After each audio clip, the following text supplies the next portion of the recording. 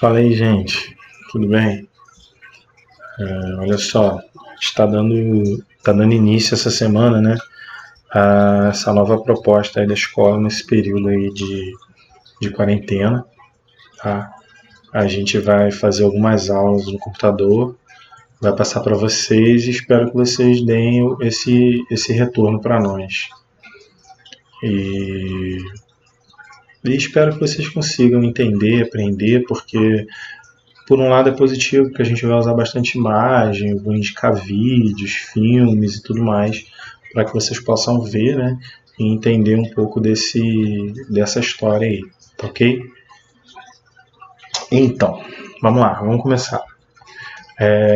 Primeiramente, a gente tem que entender um pouco sobre o que a gente já estudou, na verdade.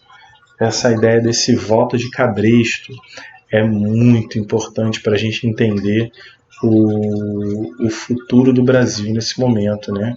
Nessa década de 20 aí, de 1920 a 1930, que é o final da República Velha e o início da chamada Era Vargas, que é isso que a gente vai estudar nesse próximo capítulo, tá?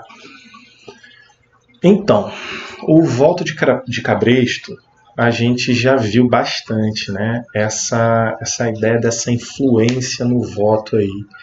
E essa influência e a possibilidade do político ou do interessado, né, determinar em quem o povo vai votar, vai gerar algumas mudanças, não mudanças, mas vai gerar algumas características do Brasil nesse momento. A primeira delas vão surgir pessoas, né, que a gente vai chamar de coronéis, e esse povo vai ter alguma força política interna, né, força política regional, interna não, regional, tá? E essa força política vai representar também uma força econômica. Então você vai ter os coronéis, você vai ter os militares. Entenda que esses coronéis, eu costumo chamar de coroné, né? Eles não são necessariamente militares, mas são pessoas regionais que têm algum poder sobre uma sociedade ali, uma microsociedade, vamos dizer assim, tá? Já esses militares são pessoas que têm força sim, força decorrente da Guerra do Paraguai, força decorrente dessa república instaurada por militares, né? E esses militares estão com bastante poder, mas existe um grupo desses militares, né, que vai dar origem a uma resistência aí contrária a esse poder absoluto militar, tá? Outro grupo importante de se lembrar, as oligarquias, tá? As oligarquias cafeeiras. A gente vai ver alguma coisa sobre elas ainda agora nessa aula. É muito importante entender quem são elas. Oligarquia, gente, são um governo não, mas o poder na mão de poucos, tá? Então as oligarquias cafeeiras são os grandes fazendeiros que eles têm aquele poder regional ali e dessa região se torna nacional, tá? Vamos lá, voto de cabresto a gente já tem uma noção. Eu coloquei aí uma imagem de um cortiço. Basicamente isso aí era um cortiço, gente. Vocês percebem que não tem muita organização. Às vezes moravam 10 pessoas num quarto desse. Banheiros eram ao ar livre, cozinhas ao ar livre e tudo mais, tá? Esses cortiços vão surgir principalmente por causa do final, né, do período de Dom Pedro II, que ele vai libertar os negros, vão chegar imigrantes, vão chegar pessoas que não têm como se sustentar dentro da sociedade, mas pelo fato do Rio de Janeiro ser a capital, muitos vão para a capital para poder tentar se sustentar na capital. Uma pura ilusão, não conseguem ou partem para esse tipo de moradia totalmente subhumana, né? Vivem nesses cortiços, até aquele momento que a gente vai ver a urbanização carioca, que a gente já estudou, a destruição da maior parte desses cortiços e a transformação deles em outros tipos de construção, ou vão destruir para ampliar ruas, né? Vai gerar um movimento que vai culminar na revolta da vacina, que eu espero que vocês se lembrem, tá bom? Caso não se lembrem, podem dar uma olhada no livro, né? No passado ali, no capítulo 1, tá? Enfim, nós temos indústrias crescendo, nós temos pessoas que não são mais escravas, nós temos imigrantes chegando, né? Então nós temos todo um cenário muito complicado no Brasil, tá?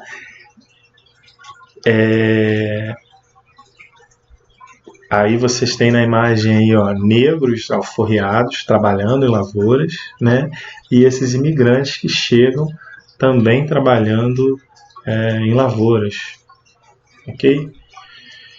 Vocês têm as indústrias chegando, né? General Motors, para quem não sabe, é a Chevrolet, é a GM, chamada GM, Chevrolet, e essa é a primeira fábrica dela no Brasil, tá? O desenvolvimento de carros já no início do século XX, né? 1910, 1915, ok? Até que nós temos esse grande problema aí, que é a crise de 29, tá? A crise de 29, eu acredito que vocês não tenham estudado ainda, mas a crise de 29 acontece, como o próprio nome diz, em 1929, e ela é uma crise de superprodução. Como isso? O próximo coisa vai mostrar. Assim, ó. Crise de superprodução, tá? As pessoas querem trabalhar, eu produzi muitas coisas, só que eu produzo muitos itens e eu não tenho para quem vender, porque eu produzi muito. É como se eu produzisse, vamos dizer, televisores, só que ao invés de 100 televisores, que era necessário para a população, eu produzi 1000. E eu tentei convencer a população a comprar todos, mas não teve gente suficiente para comprar. Então, eu tenho um produto parado, eu não gero lucro, e eu tenho trabalhadores querendo trabalhar. Sem eu ter o lucro, eu não tenho como pagar o salário dessa população, né, desses trabalhadores. Então, vai começar a haver o principal produto na sociedade era o café, né? Principalmente daquelas oligarquias superpoderosas, aqueles barões do café. Eles não vão ter dinheiro, eles não vão ter mais como levar adiante o café. Nós vamos entrar numa crise do café e as oligarquias vão começar a perder força, ok? Perder muita força. Nesse cenário, nós vamos ter uma coisa chamada política do café com leite, onde São Paulo e Minas Gerais, tá, vão fazer um acordo político para determinar quem vai ser presidente do Brasil, para determinar como vai ser a presidência do Brasil. Então, em uma eleição, São Paulo entrava e assumia a presidência. Na outra eleição, Minas Gerais assumia a presidência. Como isso era feito, gente? Lembre-se disso. Café com leite, tá? O café simboliza todas as oligarquias. Isso aconteceu ao longo de toda a República Velha, tá, gente? Não só agora. Não só em 1929, não. Isso aconteceu ao longo de toda a República Velha. O café vai representar o dinheiro. O café vai representar as oligarquias, o poder das oligarquias, tá? E Minas Gerais, eu acredito que vocês se lembrem, teve uma grande exploração de ouro no século XVIII, E por ter uma grande exploração de ouro no século XVIII, tinha muita gente, ainda tem muita gente, né? Mas tinha muita gente em Minas Gerais, tá? Então, Minas Gerais representava a população que iria votar e São Paulo representava o dinheiro para investir. Então, eles fizeram um acordo e nesse acordo, Minas Gerais votava no presidente que São Paulo queria colocar no poder e tudo bem, dava tudo certo. Entrava um presidente paulista. Na próxima eleição, faziam o contrário, eles todos manejavam os votos e votavam no presidente de Minas Gerais, presidente mineiro. Tá? E assim foi durante muitas eleições, durante muitas votações, presidente paulista, presidente mineiro, presidente paulista e presidente mineiro, tá? Então, até que o presidente paulista, chamado Washington Luiz, ele tinha que apoiar um político mineiro para as eleições de 1930, tá? Só que ele não fez isso e ele apoiou Júlio Prestes como candidato. E isso não deu certo.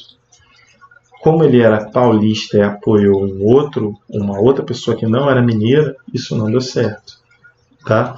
Aí a oligarquia, no caso, os votos mineiros, rompem com esse acordo, né? Fazem uma aliança com as oligarquias de Rio Grande do Sul e da Paraíba e lançam a candidatura à presidência de Getúlio Vargas. Ok? E isso aí faz com que haja um movimento muito diferente na política brasileira, né? Nesse momento é um movimento muito diferente, porque a gente estava esperando um presidente mineiro. Aí São Paulo meio que trai esse acordo. Aí Minas também se une com a Paraíba e Rio Grande do Sul. E, logicamente, que quem vai ganhar vai ser Getúlio Vargas, né? Com essa questão da aliança aí de Minas Gerais, Rio Grande do Sul e Paraíba. Não, tá? Júlio Prestes vai vencer a eleição. Júlio Prestes vai vencer a eleição, ok? E após a vitória dessa candidatura paulista, né, membros da Aliança Liberal, que é uma camada política, passam a contestar o resultado das eleições, falando que existem fraudes nessas eleições. Tá? E poucos meses depois, ainda em 1930, João Pessoa vai ser assassinado, agravando ainda mais a situação. Os membros, né, da João Pessoa, que seria vice de Getúlio Vargas, tá, gente? Então, aí vai haver toda uma comoção falando que foi um golpe, no caso, que foi articulado e que foi assassinado. E depois disso aí, Getúlio Vargas chama toda a política nacional, faz um golpe, né? Em 3 de novembro, o presidente Washington Luiz vai ser deposto e Getúlio Vargas faz uma revolução, faz um golpe presidencialista e assume a presidência, tá bom? E a partir daí nós vamos começar o chamado governo provisório de Getúlio Vargas. Nesse governo provisório, Nesse governo provisório, Getúlio Vargas vai tomar algumas atitudes, né, depois desse golpe, e vai inclusive refazer a Constituição brasileira, tá? E criar, né, algumas mudanças aí, tá? Vai criar mudanças relacionadas às oligarquias, né? Vai diminuir o poder dessas oligarquias, vai refazer essa constituição aí e, enfim, depois a gente vai ver um pouco mais sobre isso, sobre esse cara aí, Getúlio Vargas, é um grande nome da política brasileira, tá? Ele vai ter alguns momentos, grandes momentos, na política brasileira, de 1930 a 1934, nós vamos passar pelo governo provisório, tá? Depois nós vamos passar pela República Nova, depois ele vai dar um golpe de Estado, tá? E lá em 1945 ele vai voltar ao poder. Então são vários anos de poder, né? Entre esses períodos aí tem